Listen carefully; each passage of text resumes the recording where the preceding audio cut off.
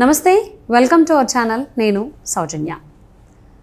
ఓయి హాస్టల్స్ని మూసివేసేసారు. ఎందుకు అని అంటే వాటర్ అలాగే పవర్ ప్రాబ్లం, అదే కరెంట్ ప్రాబ్లం ఉంది అని చెప్పేసి అని మూసివేస్తున్నట్లుగా చీఫ్ వార్డెన్ ఎవరైతే ఉన్నారో సర్క్యులర్ జారీ చేయడం జరిగింది. సో దీని వెనకాల ఒక రాజకీయ కుట్ర ఉంది అని చెప్పేసి అని అంటూ ఉన్నారు. సో అందుకోసమని ఒక అధికారికి సంబంధించి కూడా ఎవరో ప్రెషర్ చేశారు రాజకీయంగా, అందుకే ఆయన ఇలా చేపించారని అంటున్నారు.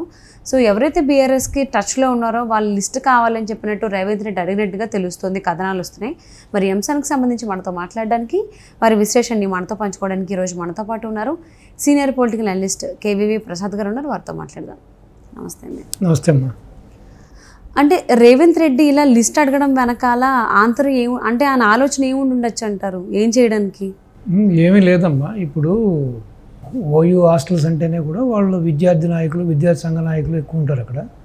సో వాళ్ళు సాధారణంగా ఈవెన్ ఇప్పుడు ప్రత్యేక రాష్ట్రం కోసం, ప్రత్యేక తెలంగాణ రాష్ట్రం కోసం పోరాడినప్పుడు కూడా వాళ్ళు చాలామంది బలిదానాలు చేశారు. చాలామంది వాళ్ళు ఉద్యమ స్ఫూర్తితో బయటకు వచ్చి చాలా బాగా పనిచేశారు వాళ్ళు. సో ప్రత్యేక రాష్ట్రం కోసం వాళ్ళు చాలా నిర్విరామంగా పనిచేశారు. సో ఇప్పుడు ఎలాగైనా సరే అక్కడ అగ్గి పెట్టాలని చూస్తున్నట్టుగా ఉంది ఈ టీఆర్ఎస్ యొక్క, అంటే మీరు చెప్పేదాన్ని బట్టి చూస్తే. సో అక్కడి నుంచి మళ్ళీ వాళ్ళని ఇటు వాళ్ళ వైపు తిప్పుకుని ఇటు కాంగ్రెస్ మీదకి కత్తులు దూసేలాగా చేస్తున్న ప్రయత్నంగా కూడా మనం చెప్పుకోవచ్చు. ఎందుకంటే పోయిన ఎలక్షన్లో, మొన్న జరిగిన ఎమ్మెల్యే ఎలక్షన్లో, అసెంబ్లీ ఎలక్షన్లో పూర్తిగా వాళ్ళు అటు కాంగ్రెస్ పక్షాన్ని నిలబడి కాంగ్రెస్ విజయానికి తోడ్పాటు అందించారు వాళ్ళు. సో ఇప్పుడు ఈ విధమైన చర్యలతోటి సో కాంగ్రెస్ మీద వాళ్ళకి ఒక విధమైన యాపగింపు తెప్పించి ఇటు వీళ్ళ వైపు తిప్పుకునే ఒక ప్రయత్నంగా కూడా మనం చూడవచ్చు.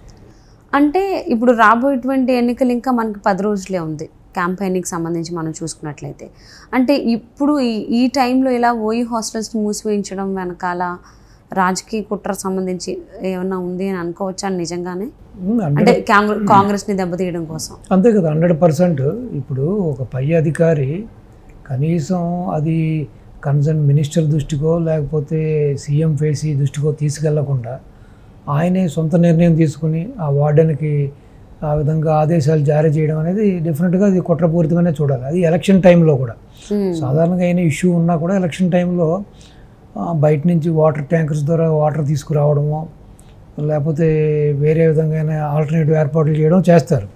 సో అటువంటిది ఎటువంటి సంప్రదింపులు లేకుండా, ఎటువంటి గవర్నమెంట్ తోటి మాట్లాడకుండా, ఇటు ఈవెన్ సీఎం పేసీతో కూడా మాట్లాడకుండా, సో ఇది సిఎస్ దృష్టికి తీసుకెళ్లకుండా ఈ విధంగా చేయడం అనేది మరి కుట్రపూరితంగానే చూడాలి మనం. సో ఈవెన్ చూసారంటే ఇప్పుడు రేవంత్ రెడ్డి గారు గవర్నమెంట్ ఫామ్ అయిన కాడి నుంచి కూడా ఈవెన్ పట్టుమని ఇంకా 6 నెలలు కూడా అవ్వలేదు.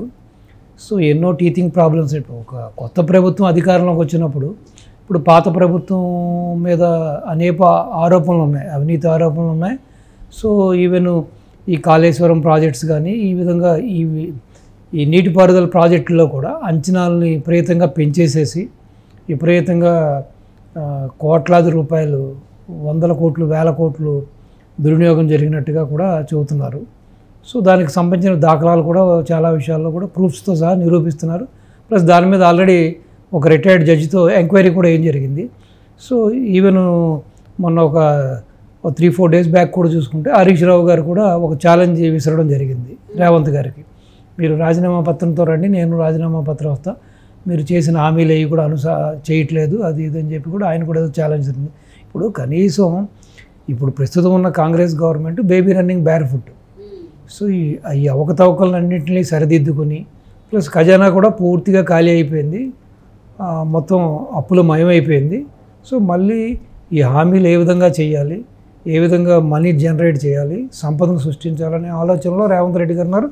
దానికి తగ్గట్టుగా ఎమ్మటెమ్మటి ఎలక్షన్లు, ఇప్పుడు ఎమ్మెల్యే ఎలక్షన్ అయ్యింది, మళ్ళీ ఈవెన్ బ్రీతింగ్ తీసుకోవడానికి కూడా టైం లేకుండా మళ్ళీ ఎంపీ ఎలక్షన్కి గడువు వచ్చేసింది.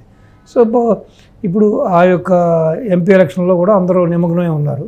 సో ఈ విధంగా ఒక పై అధికారి అతను ఏదో బీఆర్ఎస్కి కావలసిన వాడని, సో బీఆర్ఎస్ యొక్క అధినేత వాళ్ళ వర్గం వాడని, ప్లస్ ఈ విధంగా వార్డెన్కి ఆదేశాలు ఇచ్చి ఏదో విధంగా రేవంత్ రెడ్డి గవర్నమెంట్ని, సో కాంగ్రెస్ గవర్నమెంట్ని ఇబ్బంది పెట్టి వాళ్ళ ఓటు బ్యాంకుని దెబ్బ కొట్టాలనే ప్రయత్నంతో చేసిన కుట్ర అని చెప్పి ఇటు రేవంత్ రెడ్డి యొక్క వర్గం కూడా దీని గురించి ఆలోచన చేస్తున్నారు. అలాగే ఎంక్వైరీ కూడా మొదలుపెట్టారు. అసలు అంటే ఈ మధ్యకాలంలో పాలిటిక్స్లో చాలా మార్పులు వచ్చినాయమ్మా. గత 10 ఏళ్లలో ఇటు టీఆర్ఎస్ అనుసరించిన విధానాలు కానీ అటు వైసీపీ అనుసరించిన విధానాలు కానీ తీసుకుంటే మీరు ఈ ఫోన్ ట్యాపింగ్ వ్యవహారం కూడా చూశారు కదా. ఇటు ప్రతిపక్ష నాయకులది, ఇటు సినిమా యాక్టర్కి సంబంధించినది, ఇటు ఫిలిం ఇండస్ట్రీకి సంబంధించిన వాళ్ళవి, సో కొంతమంది వ్యాపారస్తులు, రియల్ ఎస్టేట్, వీళ్ళందరినీ కూడా ఫోన్ ట్యాపింగ్ చేసి కోట్లాది రూపాయలు దండుకున్నారని, సో ఇటు సినిమా పరిశ్రమకు సంబంధించిన హీరోయిన్స్ని కూడా వాళ్ళ ఇష్టానుసారం వాళ్ళని ఉపయోగించుకున్నారని చెప్పి కూడా అనేక ఆరోపణలు ఉన్నాయి టీఆర్ఎస్ గవర్నమెంట్ మీద. సో ఈ టీఆర్ఎస్ వచ్చిన తర్వాత వాళ్ళ వర్గం వాళ్ళ కనుసన్నల్లో వాళ్ళకు అనుకూలంగా వ్యవహరించే వాళ్ళ సామాజిక వర్గానికి సంబంధించిన వాళ్ళందరినీ తీసుకొచ్చి అన్ని రంగాల్లో కీలకమైన పదవులు అప్పచెప్పి, సో వాళ్ళ మాటకి చేదోడుగా ఉండే అధికారులను చేతిలో పెట్టుకున్నారని, సో అలాగే పోలీస్ అధికారులు కూడా అంతా ఇప్పుడు చూస్తే కూడా మీరు ఈ యొక్క ఫోన్ ట్యాపింగ్ వ్యవహారంలో ఐజీ ప్రభాకర్ రావు దగ్గర నుంచి కానీ, ప్రవీణ్ రావు దగ్గర నుంచి కానీ, ఇటు రాధాకిషన్ రావు గారి దగ్గర నుంచి కానీ, సో ఎవరిని తీసుకున్నా కూడా చిన్న స్థాయి నుంచి పెద్ద స్థాయి అధికారులందరూ కూడా కేవలం మెజారిటీ అంతా కూడా కేవలం ఆ యొక్క కేసీఆర్ సామాజిక వర్గం ప్లస్ కేసీఆర్కి సంబంధించిన బీరకాయ పీచు వాళ్ళ బంధువర్గమే.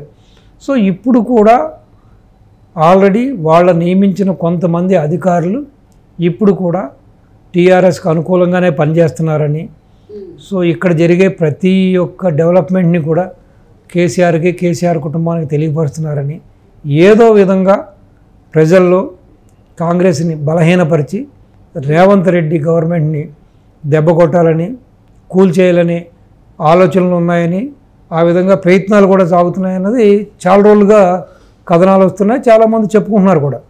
అంటే ఈ ఓయి హాస్టల్స్ మూసివేయించడం వెనకాల అంటే ఈ ఎఫెక్ట్ ఏమన్నా కాంగ్రెస్ పార్టీ పైన పడేటువంటి అవకాశం ఉందా ఈ ఎన్నికల మీద సంబంధించి? ఇప్పుడు బాహటంగా అది మీరు చెప్పినట్టుగా ఎమ్మటే షార్ట్ అవుట్ అవ్వకుండా అది కొనసాగింపు జరిగితే డెఫినెట్గా కాస్త ఎఫెక్ట్ ఉంటుంది కదా ఈ గవర్నమెంట్. ఇప్పుడు దాన్ని బూచిగా చూపించి టీఆర్ఎస్ దాన్ని ఎలక్షన్ ఆయుధంగా వాడుకోవడానికి కూడా ఛాన్స్ ఉంది. సో వచ్చింది గవర్నమెంట్ ఫెయిల్ అయిపోయింది, ఇటు నీళ్ళు ఇవ్వలేకపోతుంది, ఇటు కరెంట్ ఇవ్వలేకపోతుంది, సో ఇవి ఓయి హాస్టల్స్కి ఈ గతి అంటే ఇంకా రాష్ట్రం అంతా ఏ విధమైన పరిస్థితి ఉందో చూడండి అని చెప్పి దాన్ని వాళ్ళకి ఒక రాజకీయ అస్త్రంగా దాన్ని మలుచుకోవడానికి చాలా అవకాశాలు ఉన్నాయి. ఓకే, సో అంటే దీన్ని బట్టి ఈ కుట్రకు సంబంధించి రేవంత్ రెడ్డి తిరిగి ప్రతిఘటించేటువంటి అవకాశాలు ఉన్నాయి, ఆయన ఆ పని చేసేటువంటి ఛాన్సెస్ ఉన్నాయా? డెఫినెట్గా ఆయన దాన్ని షార్ట్అవుట్ చేసుకోవాలి. ప్లస్ ఎవరైతే ఈ అధికారి అసలు ఏ కారణం చేత ఆ యొక్క వార్డెన్కి ఇన్స్ట్రక్షన్ ఇచ్చాడో దానికి ఎక్స్ప్లెనేషన్ తీసుకోవాలి, అతనికి మెమో జారీ చేయాలి. ప్లస్ రెండవది వచ్చి దీని మీద పూర్తిగా ఒక సమగ్ర విచారణ కూడా ఆదేశించాలి. మరి ఓయి హాస్టల్స్ మూసివేయడం వెనకాల రాజకీయ కుట్ర ఉందంటున్నారు, మరి దాన్ని రేవంత్ రెడ్డి ఈ రాబోయేటువంటి ఎన్నికల మీద ప్రభావం పడకుండా ఏ విధంగా జాగ్రత్త పడతారో చూద్దామండి. Thank you so much Prasad గారు. రైట్, నమస్తే.